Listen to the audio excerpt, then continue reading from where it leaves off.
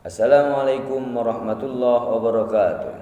Baik, sebelum kita mulai kegiatan, marilah kita membaca doa basmalah. Bismillahirrahmanirrahim. Gimana kabar anak-anak?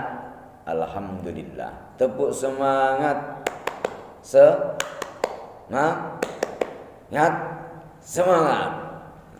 Baik, hari ini kita berlanjut pada materi surat Al-Ma'un. Tujuan pembelajaran kita pada saat ini yang pertama, mampu mengartikan dan menghafal surat Al-Ma'un.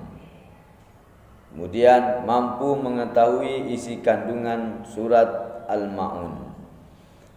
Mampu mengimplementasikan isi kandungan surat Al-Ma'un dalam kehidupan sehari-hari. Al-Ma'un artinya barang-barang yang berguna.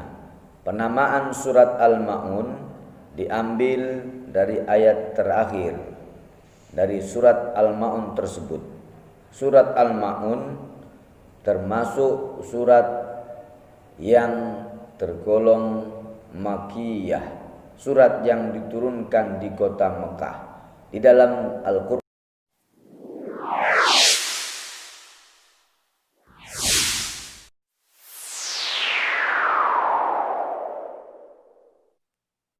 Bismillahirrahmanirrahim.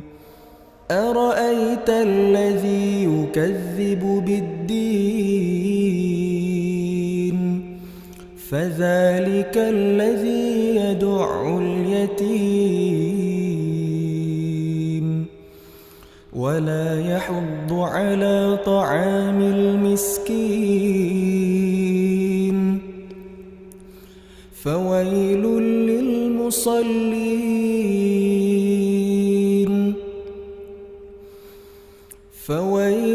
للمصلين الذين هم عن صلاتهم ساهون الذين هم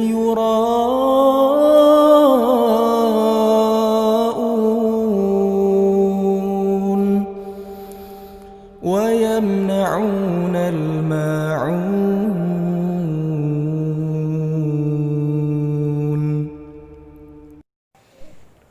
penting ketika sudah kita mendengarkan, memperhatikan bacaan surat Al-Ma'un, maka marilah kita melafadzkan dan menunjukkan hafalan surat Al-Ma'un dengan sesuai kaidah-kaidah yang diajarkan oleh para ulama.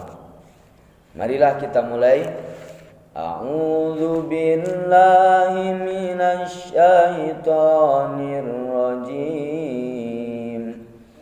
Bismillahirrahmanirrahim. Ara'aital ladzi yukadzibu bid-din. Bunyi zi pada lafaz alladzi dibaca panjang, dua harokat atau satu alif, karena diikuti huruf ya sukun. Fadzalikal ladzi yad'ul yatim. Bunyi za pada lafaz fadzalika juga dibaca panjang karena berharokat alif berdiri.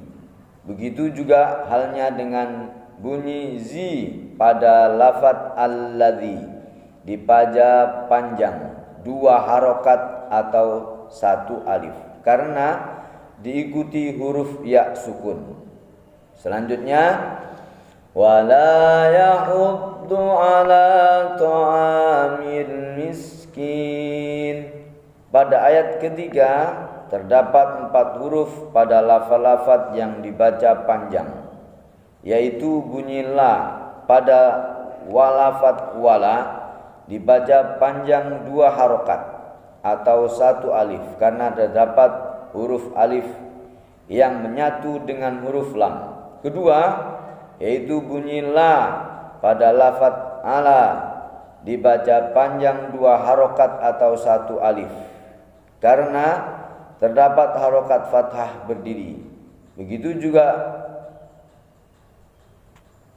bunyi a pada lafaz ta'ami dibaca panjang 2 harokat atau 1 alif karena terdapat alif berharokat sukun yang menyatu dengan ain. Adapun yang keempat yaitu bunyi kin pada lafaz al-miskin dibaca panjang karena diikuti huruf ya sukun. Panjang bacaannya yaitu 5 harokat. Kenapa? Karena berada di akhir ayat. Begitu sama dengan fawailul lil musallin. Bunyi lin terakhir pada lafaz lil musallin dibaca panjang karena di depannya ada huruf ya sukun. Panjang bacaannya yaitu 5 harokat. Kenapa? Karena berada di akhir ayat. Ayat ini sebaiknya dirangkai dengan lafaz berikutnya. Alladzina hum an salatihim sahun. Bunyilah pada lafaz salatihim dan sa pada lafaz sahun dibaca panjang 2 harokat atau 1 alif karena diikuti huruf alif yang serangkai dengan huruf tersebut. Sementara itu bunyi hun pada lafaz sahun dibaca panjang 5 harokat. Kenapa? Karena berada di akhir ayat. Alladzina hum yura'un. Bunyi huruf ra pada lafaz yura'un dibaca panjang karena terdapat tanda panjang seperti layang-layang di atas huruf ra tersebut. Panjang bacaannya adalah 6 harokat karena terdapat huruf mad alif dan diikuti huruf hamzah. Selanjutnya wayamna'unal ma'un. Pada ayat terakhir ini bunyi un pada lafaz al-ma'un dibaca panjang karena huruf ain diikuti huruf waw yang berharokat sukun. Panjang bacaannya adalah 2 harokat. Tugas berikutnya, anak-anak silahkan latihan menulis surat Al-Ma'un yang sudah tertera di dalam buku pegangan yang kita pakai. Di situ silahkan ditulis. Nanti tugasnya hanya silakan memfoto kemudian dikirimkan ke Bapak. Selanjutnya, isi kandungan surat Al-Ma'un. Yang pertama, dalam surat Al-Ma'un ini Allah menyebutkan ciri-ciri pendusta agama. Hal yang dimaksud agar orang mukmin dapat menjauhi sifat-sifat tercela. Disebutkan dalam surat ini ciri-ciri pendusta agama dalam surat ini yaitu sebagai berikut. Yang pertama, orang yang menghardi anak yatim. Maksudnya orang yang menganiaya atau menyakiti hati anak yatim tidak bersikap penuh kasih sayang kepada mereka. Yang kedua, orang yang tidak ikut membantu untuk memberi makan orang-orang miskin, enggan dia membantu bahkan memberikan makanan kepada orang miskin. Ayat ini memperingatkan dengan keras orang-orang yang hanya diam melihat keadaan orang-orang yang membutuhkan dan kelaparan di sekitarnya, walaupun tidak menzalimi secara fisik, tetapi bersikap cuek atau bersikap tidak peduli pada mereka juga termasuk perbuatan pendusta agama. Na'udzubillahi min dzalik. Maka celakalah orang-orang yang demikian, walaupun mereka sholatnya oke, puasanya tak pernah bolong dalam 1 bulan, infaknya tak pernah absen, ibadah hajinya mabrur, maka golongan ini termasuk golongan yang merugi di hadapan Allah, termasuk golongan pendusta agama. Tolong menolong dalam bahasa Arab berarti ta'awun. Ta'awun yaitu suatu usaha menolong orang lain yang memerlukan pertolongan untuk meringankan beban atau penderitaan mereka.